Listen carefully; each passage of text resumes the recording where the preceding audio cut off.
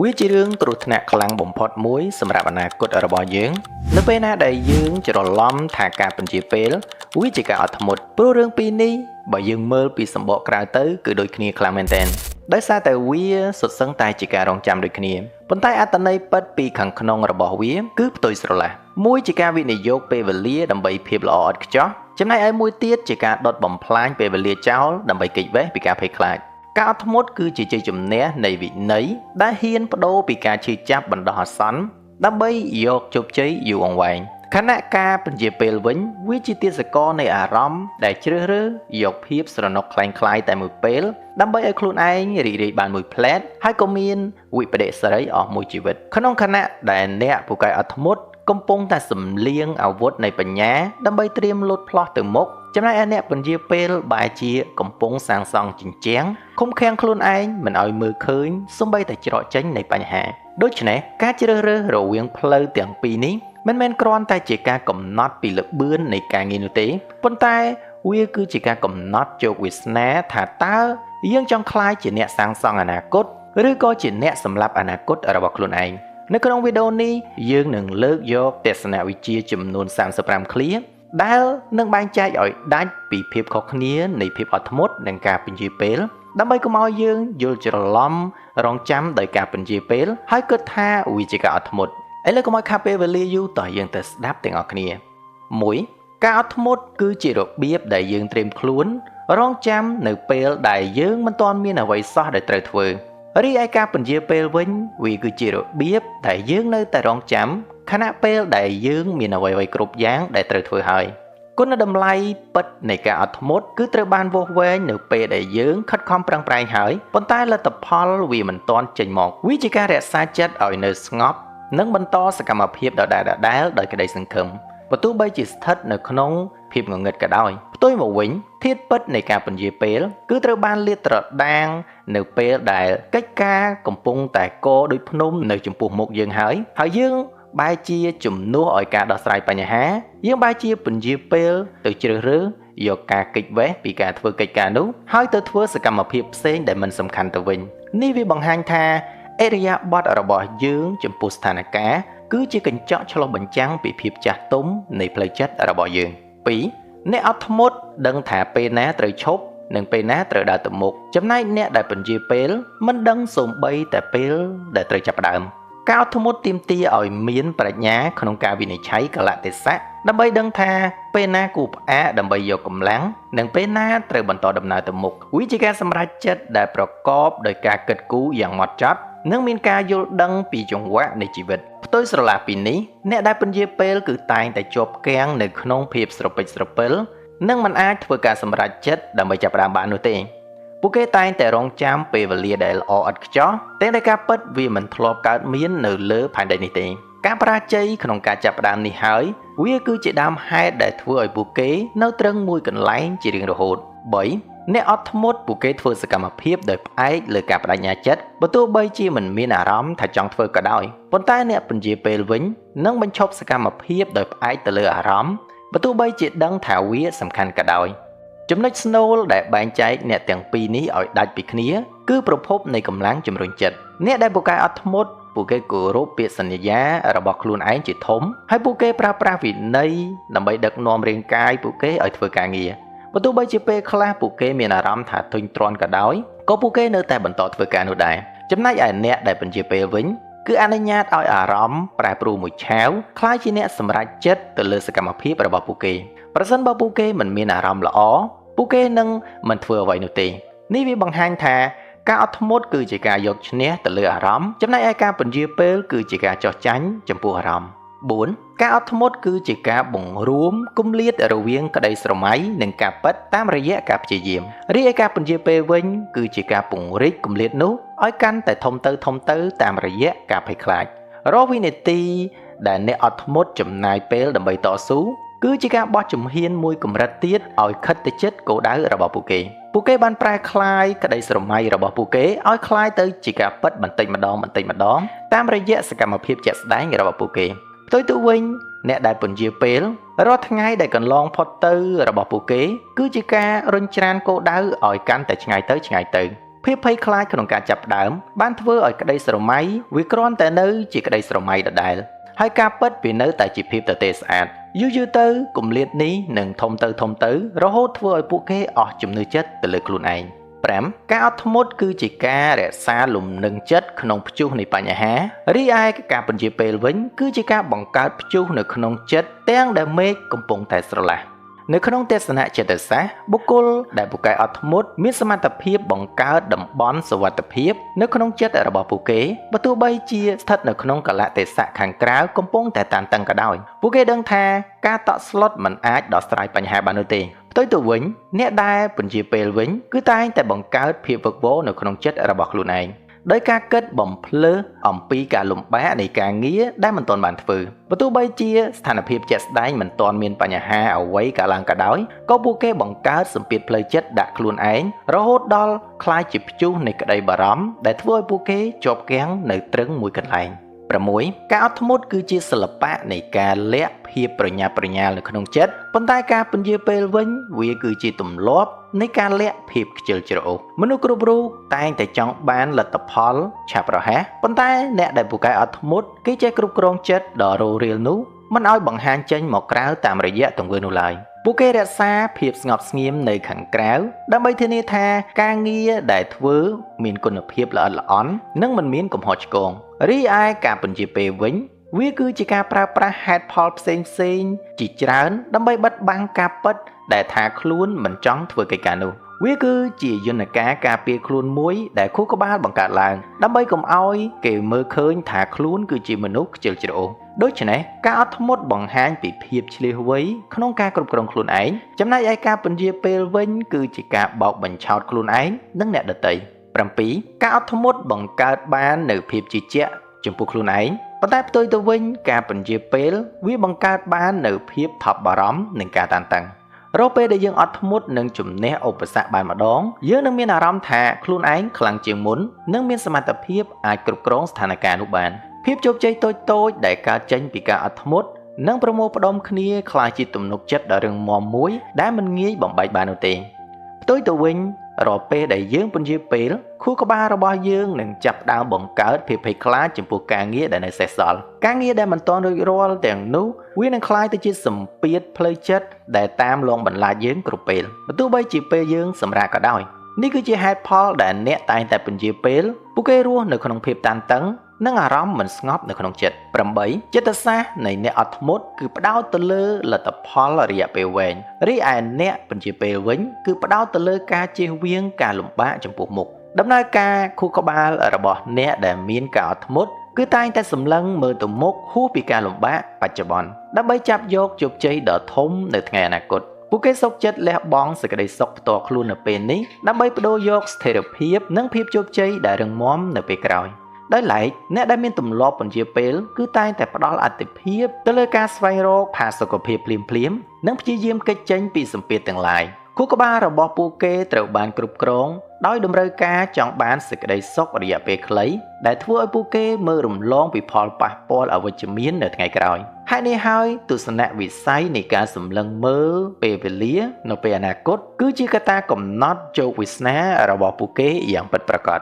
9. នៅក្នុងចិត្តសាស្ត្រការអត់ធ្មត់គឺជាការវិនិយោគពេលវេលាប៉ុន្តែការពន្យាពេលគឺជាការដុតបំផ្លាញពេលវេលានៅពេលដែលយើងអត់ធ្មត់យើងកំពុងតែប្រើប្រាស់ពេលវេលាដើម្បីបណ្ដុះគ្រាប់ពូជនៃភាពជោគជ័យឲ្យរីកលូតលាស់តាមដំណើរធម្មជាតិរាល់វិនាទីដែលកន្លងផុតទៅនៅក្នុងការរងចាំប្រកបដោយការប្រឹងប្រែងគឺជាការបន្ថែមតម្លៃដល់លទ្ធផលចុងក្រោយប៉ុន្តែសម្រាប់ការពន្យាពេលវិញពេលវេលាត្រូវបានចំណាយទៅលើរឿងឥតប្រយោជន៍ដែលមិនបានបម្រើទៅដល់គោលដៅជីវិតរបស់យើងឡើយវាប្រៀបបីដូចជាការយកលុយទៅដុតចោលដែលមិនត្រឹមតែបាត់បង់ទ្រព្យសម្បត្តិទេតែវាថែមទាំងបន្សល់ទុកនៅផេះនៃភាពបរាជ័យទៀតផងដូច្នេះការយល់ដឹងពីតម្លៃនៃពេលវេលាគឺជាចំណុចស្នូលដែលបែងចែកអ្នកឈ្នះនិងអ្នកចាញ់ 10. ការអត់ធ្មត់គឺជាសមត្ថភាពនៅក្នុងការគ្រប់គ្រងអារម្មណ៍មិនឲ្យបោះបង់ចំណែកឯការពន្យាពេលវិញវាគឺជាការបណ្ដោយឲ្យអារម្មណ៍គ្រប់គ្រងទៅលើសកម្មភាពការអត់ធ្មត់ទាមទារឲ្យមានការគ្រប់គ្រងផ្លូវអារម្មណ៍កម្រិតខ្ពស់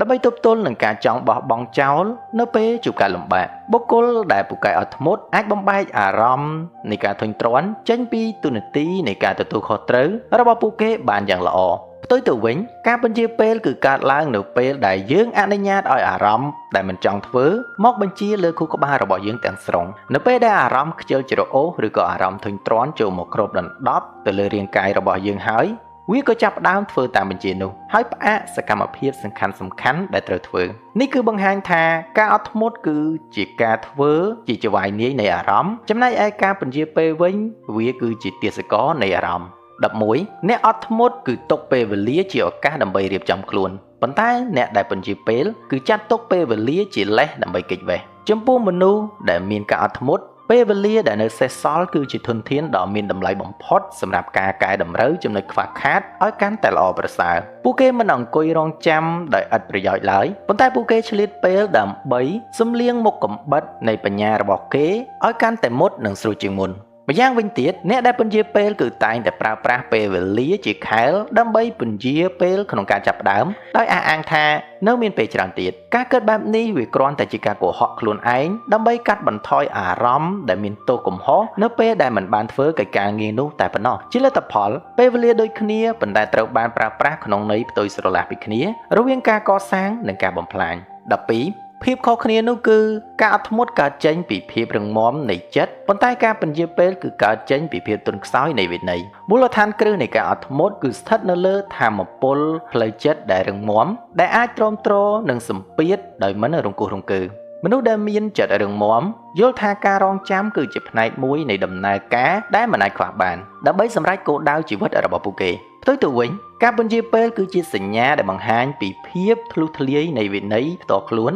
ដែលមិនអាចបង្ខំខ្លួនឯងឲ្យធ្វើអ្វីដែលចាំបាច់បាននៅពេលដែលវិន័យចុះខ្សោយការលបួងពីភាពងាយស្រួលនឹងចូលមកជំនួសកន្លែងនៃការទទួលខុសត្រូវភ្លាមៗហេតុនេះការកសាងវិន័យគឺជាឱសថដ៏ស័ក្តិសិទ្ធិបំផុតសម្រាប់ព្យាបាលជំងឺពន្យាពេលនិងបណ្ដុះនូវភាពអត់ធ្មត់13ការអត់ធ្មត់គឺជាការជឿចាប់បណ្ដោះអាសន្នដើម្បីជោគជ័យចំណែកឯការពន្យាពេលគឺជាការស្រណុកបណ្ដោះអាសន្នដែលនាំទៅរកការសោកស្ដាយនៅពេលក្រោយចិត្តសាស្ត្របានបង្ហាញថាការអត់ធ្មត់តែងតែនាំមកនូវការជឿចាប់ខ្លះៗព្រោះវាប្រឆាំងនឹងចំណង់ធម្មជាតិដែលយើងចង់បានភ្លាមៗប៉ុន្តែការជឿចាប់នេះវាគឺជាការវិនិយោគដែលនឹងផ្ដល់ផលចំណេញមកវិញជាភាពជោគជ័យនិងមោទកភាពនៅពេលក្រោយដោយឡែកការបញ្ជាពេលវាផ្ដល់នូវភាពស្រណុកសុខស្រួលភ្លាមៗនៅពេលដែលយើងសម្រេចចិត្តថាមិនធ្វើកិច្ចការនោះប៉ុន្តែភាពស្រណុកនេះវានឹងរលាយបាត់ទៅវិញយ៉ាងឆាប់រហ័សហើយជំនួសមកវិញដោយវិបដិសារីនៅពេលក្រោយដូច្នេះយើងត្រូវជ្រើសរើសរវាងការឈឺចាប់នៃការប្រឹងប្រែងនៅថ្ងៃនេះឬការឈឺចាប់នៃការសោកស្ដាយនៅថ្ងៃស្អែក14ការអត់ធ្មត់កើតឡើងនៅពេលដែលអ្នកគោរពដំណើរការនៃធម្មជាតិចំណែកឯការពន្យាពេលវាកើតឡើងនៅពេលដែលអ្នកបដិសេធចំពោះការពិតអ្វីៗនៅក្នុងโลกនេះត្រូវការពេលវេលាដើម្បីលូតលាស់ដូចជាការដាំដើមឈើដែលមិនអាចចេញផ្លែផ្កាមួយថ្ងៃបានឡើយហើយអ្នកដែលពូកែអត់ធ្មត់យល់ច្បាស់ពីសច្ចភាពនេះការគោរពទៅលើដំណើរការនៃធម្មជាតិវាធ្វើឲ្យពួកគេមិនមានអារម្មណ៍តានតឹងនៅពេលដែលលទ្ធផលមិនទាន់មកដល់ផ្ទុយទៅវិញអ្នកដែលពន្យាពេលគឺតែងតែបដិសេធចំពោះការពិតនៃទំហំការងារនិងពេលវេលាដែលត្រូវការដើម្បីបញ្ចប់វាពួកគេតែងតែគិតថាពួកគេអាចធ្វើរួចក្នុងរយៈពេលខ្លីនៅប៉ុន្មាននាទីចុងក្រោយដែលនេះវាជាការមើលស្រាលទៅលើការពិតការរស់នៅក្នុងពិភពនៃការស្រមើស្រមៃបែបនេះតែងតែនាំឲ្យពួកគេជួបប្រទះនឹងការបរាជ័យនៅទីបញ្ចប់15ការអត់ធ្មត់គឺជាការនៅស្ងៀមដើម្បីសន្សំថាមពលរីឯការពន្យាពេលគឺជាការនៅស្ងៀមព្រោះតែអស់សង្ឃឹមភាពស្ងៀមស្ងាត់របស់អ្នកដែលពូកែអត់ធ្មត់គឺជាយុទ្ធសាស្ត្រមួយដើម្បីប្រមូលផ្ដុំនៅសមាធិនិងថាមពលសម្រាប់ត្រៀមលោតផ្លោះទៅមុខនៅពេលដែលឱកាសមកដល់វាជាការសម្រាកដោយមានស្មារតីភ្ញាក់រលឹកនិងត្រៀមខ្លួនជានិច្ចសម្រាប់ការប្រកួតប្រជែងនៅពេលខាងមុខប៉ុន្តែភាពស្ងៀមស្ងាត់របស់អ្នកពន្យាពេលវិញគឺកើតចេញពីអារម្មណ៍តច្រកនិងភាពអស់សង្ឃឹមចំពោះទំហំនៃការងារពួកគេនៅស្ងៀមមិនមែនដើម្បីត្រៀមខ្លួនទេតែគឺដោយសារតែពួកគេត្រូវបានគ្របដណ្ដប់ដោយភាពភ័យខ្លាចរហូតដល់កម្រើកលែងរួចភាពខុសគ្នានៃការនៅស្ងៀមទាំងពីរនេះគឺស្ថិតនៅលើថាមពលផ្លូវចិត្តដែលនៅពីក្រោយវា16អ្នកអត់ធ្មត់មើលឃើញឧបសគ្គជាផ្នែកមួយនៃផ្លូវដើរអ្នកពន្យាពេលវិញមើលឃើញឧបសគ្គជាហេតុផលដើម្បីឈប់ដើរនៅក្នុងក្រសែភ្នែករបស់អ្នកដែលអត់ធ្មត់ឧបសគ្គគឺជាមេរៀន និងជាការសាកល្បងដែលជួយឲ្យពួកគេកាន់តែរឹងមាំឡើងក្នុងដំណើរជីវិតរបស់ពួកគេយល់ថាគ្មានផ្លូវទៅកាន់ភាពជោគជ័យណាដែលរលូនគ្មានគ្រោះរដាក់រដប់នោះទេដូច្នេះពួកគេទទួលយកវាដោយចិត្តរីករាយចំណែកឯអ្នកពន្យាពេលវិញនៅពេលដែលជួបឧបសគ្គតែបន្តិចពួកគេនឹងចាប់ផ្ដើមគិតថាវាជាសញ្ញាដែលបង្ហាញថាពួកគេមិនគួរធ្វើរឿងនេះតទៅទៀតនោះទេឧបសគ្គបានប្រែក្លាយទៅជាលេសដ៏សមហេតុផលបំផុតសម្រាប់ពួកគេក្នុងការបោះបង់ចោលនៅការទទួលខុសត្រូវរបៀបដែលយើងបកស្រាយអត្ថន័យនៃឧបសគ្គនេះគឺជាកត្តាកំណត់ថាតើយើងនឹងបន្តទៅមុខឬក៏ឈប់ត្រឹមនឹង17ការអត់ធ្មត់គឺជាការគ្រប់គ្រងស្ថានភាពចំណែកឯការពន្យាពេលវិញគឺជាការបណ្ដោយឲ្យស្ថានភាពគ្រប់គ្រងយើងបុគ្គលដែលមានការអត់ធ្មត់គឺជាអ្នកកាត់ចង្កូតនៃជីវិតខ្លួនឯងដោយមិនអនុញ្ញាតឲ្យសម្ពាធខាងក្រៅមកកំណត់ទិសដៅរបស់ពួកគេឡើយពួកគេអាចរក្សាជំហរដ៏រឹងមាំនិងសម្រេចចិត្តបានត្រឹមត្រូវបើទោះបីជាស្ថានភាពនៅជុំវិញខ្លួនពួកគេកំពុងតែច្របូកច្របល់យ៉ាងណាក្តីផ្ទុយទៅវិញអ្នកដែលពន្យាពេលតែងតែបណ្ដោយឲ្យកលៈទេសៈនិងពេលវេលាកំណត់សកម្មភាពរបស់ពួកគេធ្វើការតែនៅពេលណាដែលភ្លើងឆេះជិតដល់ជើងឬក៏នៅពេលណាដែលមានសម្ពាធខ្លាំងពីអ្នកដទៃតែប៉ុណ្ណោះការរស់នៅដោយគ្មានអំណាចគ្រប់គ្រងទៅលើខ្លួនឯងបែបនេះវានឹងធ្វើឲ្យជីវិតរបស់យើងពោរពេញទៅដោយភាពច្របូកច្របល់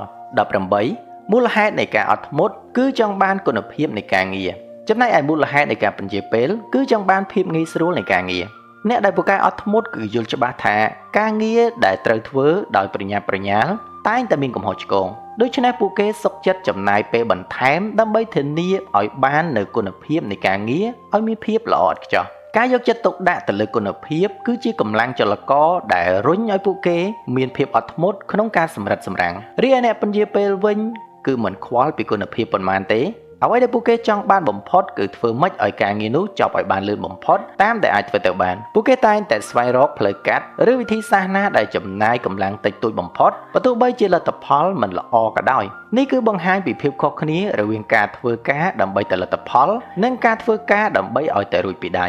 19ការអត់ធ្មត់គឺជាការតស៊ូដោយស្ងៀមស្ងាត់ប៉ុន្តែការពន្យាពេលគឺជាការបរាជ័យដែលមិនទាន់ប្រកាសជាសាធារណៈការអត់ធ្មត់មិនត្រូវការស្រែកប្រាប់គេឯងថាខ្លួនកំពុងប្រឹងប្រែងនោះទេវាជាការតស៊ូ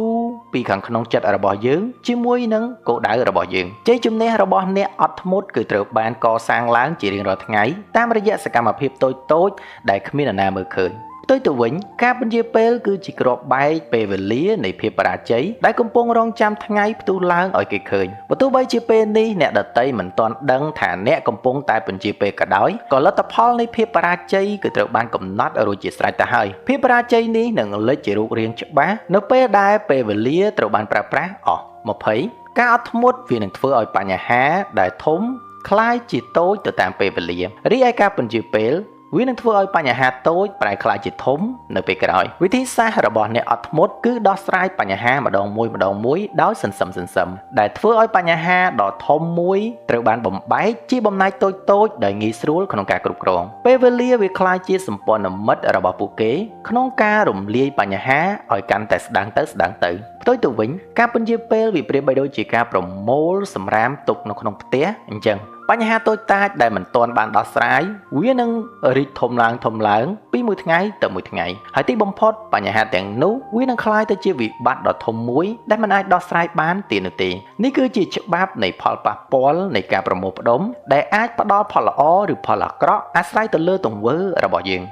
21អ្នកដែលមានការអត់ធ្មត់គឺរស់ជាមួយក្តីសង្ឃឹមចំណែកឯអ្នកមានទម្លាប់ក្នុងការពន្យាពេលវេលាគឺរស់ជាមួយនឹងការភ័យខ្លាចក្តីសង្ឃឹមគឺជាឥន្ធនៈសម្រាប់អ្នកអត់ធ្មត់ព្រោះពួកគេជឿជាក់ថាការខិតខំប្រឹងប្រែងរបស់ពួកគេនៅថ្ងៃនេះនឹងនាំមកនូវផ្លែផ្កានៅថ្ងៃក្រោយចក្ខុវិស័យវិជ្ជមាននេះហើយដែលជួយឲ្យពួកគេមានកម្លាំងចិត្តក្នុងការបន្តដំណើរទៅមុខជានិច្ចចំណែកឯអ្នកដែលពន្យាពេលគឺរស់នៅក្រោមស្រមោលនៃការភ័យខ្លាចជានិច្ចខ្លាចថាខ្លួនឯងធ្វើមិនទាន់ខ្លាចគេស្ដីបន្ទោសឬខ្លាចបរាជ័យជាដើមអារម្មណ៍អវិជ្ជមានទាំងនេះគឺបានបំផ្លាញសេចក្តីសុខនៅក្នុងចិត្តរបស់ពួកគេហើយធ្វើឲ្យជីវិតប្រចាំថ្ងៃគឺពោរពេញទៅដោយភាពម៉ោងសៅដូច្នេះជម្រើសរវាងការអត់ធ្មត់និងការពន្យាពេលគឺជាជម្រើសរវាងការរស់នៅដោយក្តីសង្ឃឹមនិងរស់នៅដោយការភ័យខ្លាច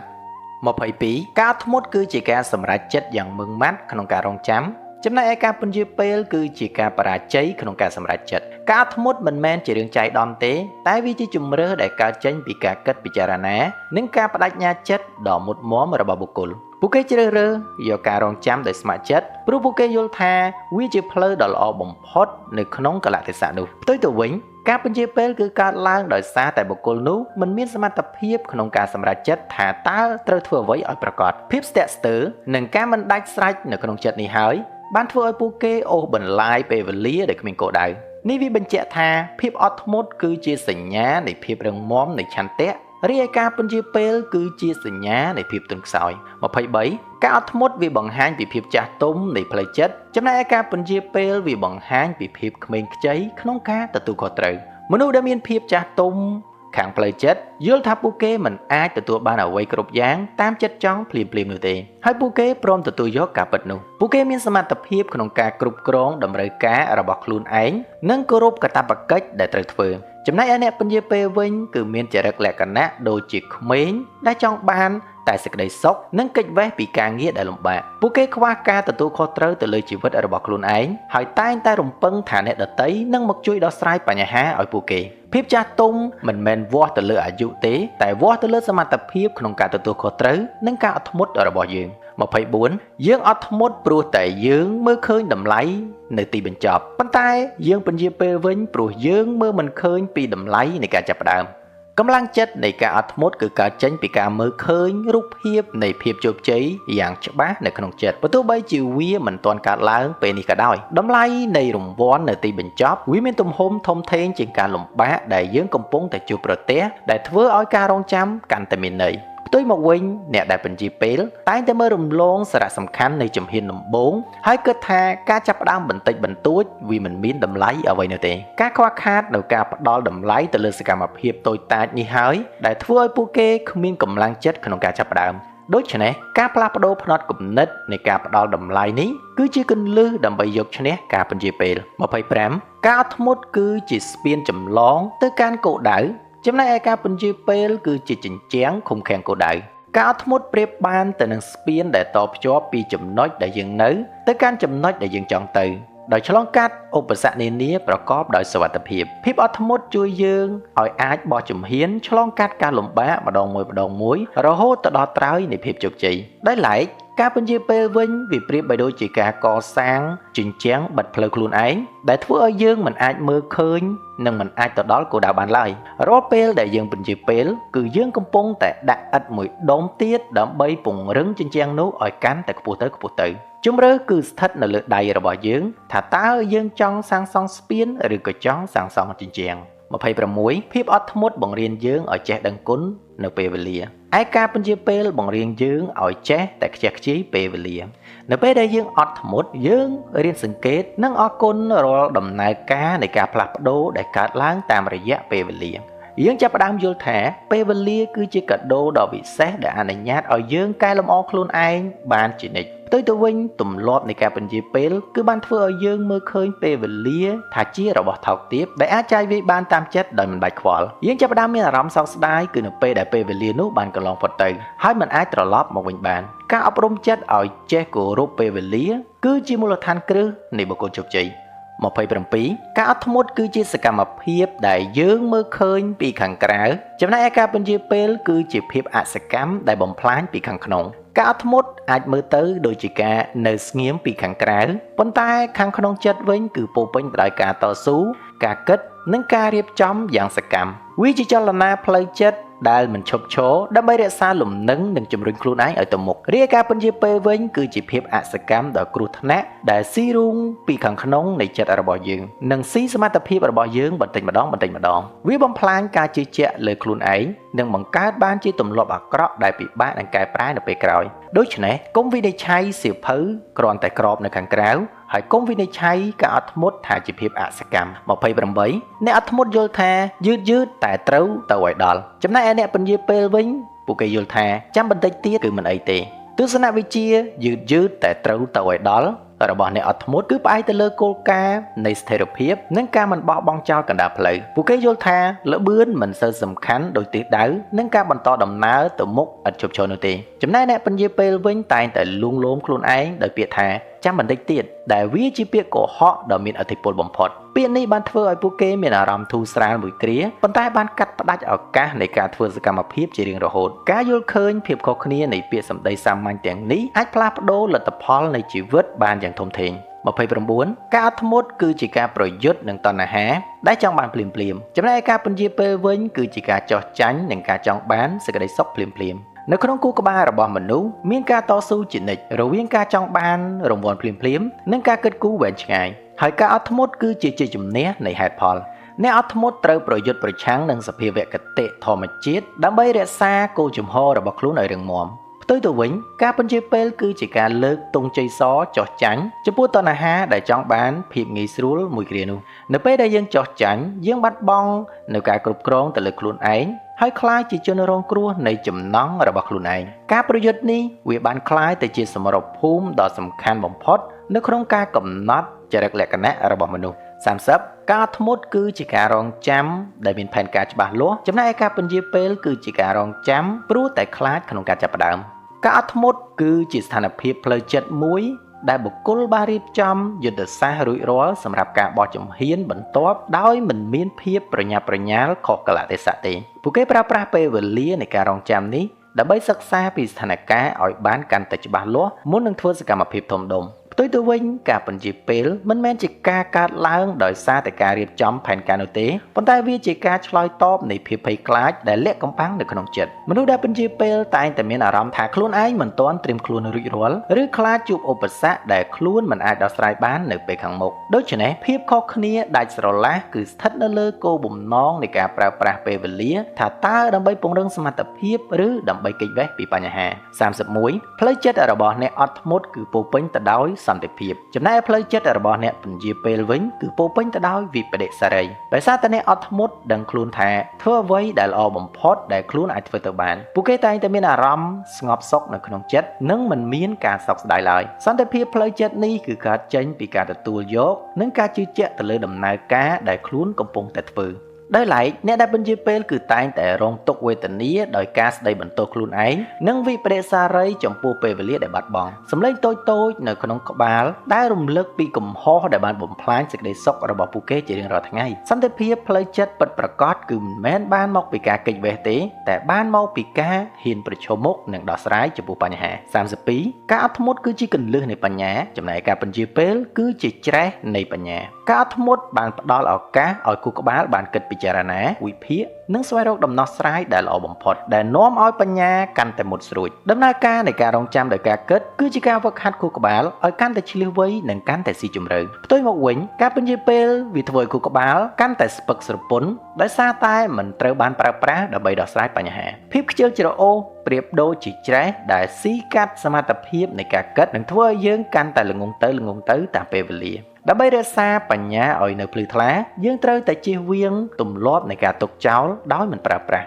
33នៅក្នុងចិត្តសាស្ត្រការអត់ធ្មត់គឺជាការសម្រាកដើម្បីបញ្ចូលធម៌ពលចំណែកឯការពន្យាពេលវាជាការអស់កម្លាំងដោយសារតែការព្រួយបារម្ភមនុស្សជាច្រើនយល់ច្រឡំថាអ្នកពន្យាពេលកំពុងតែសម្រាកប៉ុន្តែតាមពិតខួរក្បាលរបស់ពួកគេកំពុងតែធ្វើការយ៉ាងធ្ងន់ធ្ងរជាមួយនឹងអារម្មណ៍ដែលមានទោសកំហុសនិងភាពតានតឹងធម៌ពលរបស់ពួកគេត្រូវបានបញ្ចេញចោលឥតប្រយោជន៍ទៅលើការបារម្ភជាជាងការធ្វើការដោយឡែកការអត់ធ្មត់ដែលត្រឹមត្រូវគឺជាការសម្រាកពិតប្រាកដដើម្បីត្រៀមខ្លួនសម្រាប់ការងារបន្ទាប់អ្នកអត់ធ្មត់គឺមិនបានបាត់បង់ធម៌ពលផ្លូវចិត្តទៅលើការស្ដីបន្ទោសខ្លួនឯងទេដូច្នេះពួកគេមានកម្លាំងពេញលេញនៅពេលដែលពួកគេត្រូវធ្វើសកម្មភាព34ការអត់ធ្មត់គឺជាទម្រង់ខ្ពស់បំផុតនៃការគោរពខ្លួនឯងដោយមិនបោះបង់គោលដៅចំណែកឯការពន្យាពេលគឺជាការក្បត់ខ្លួនឯងដោយការលួចយកពេលវេលានៃអនាគតមកចាយវាចោលនៅពេលដែលយើងអត់ធ្មត់និងធ្វើតាមផែនការយើងកំពុងតែផ្ញើសារទៅកាន់ខ្លួនឯងថាខ្ញុំមានតម្លៃហើយគោលដៅរបស់ខ្ញុំគឺសំខាន់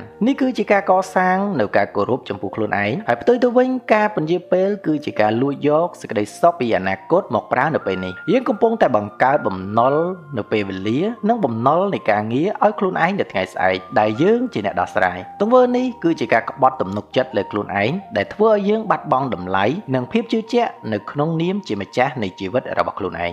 35ចុងក្រោយការអត់ធ្មត់គឺជាការផ្ដល់ឱកាសឲ្យខ្លួនឯងធ្វើបានល្អជាងមុនចំណែកឯការពន្យាពេលគឺជាការបិទឱកាសខ្លួនឯងមិនឲ្យធ្វើអ្វីសោះ សរុបចុងក្រោយមកការអត់ធ្មត់គឺជាទង្វើ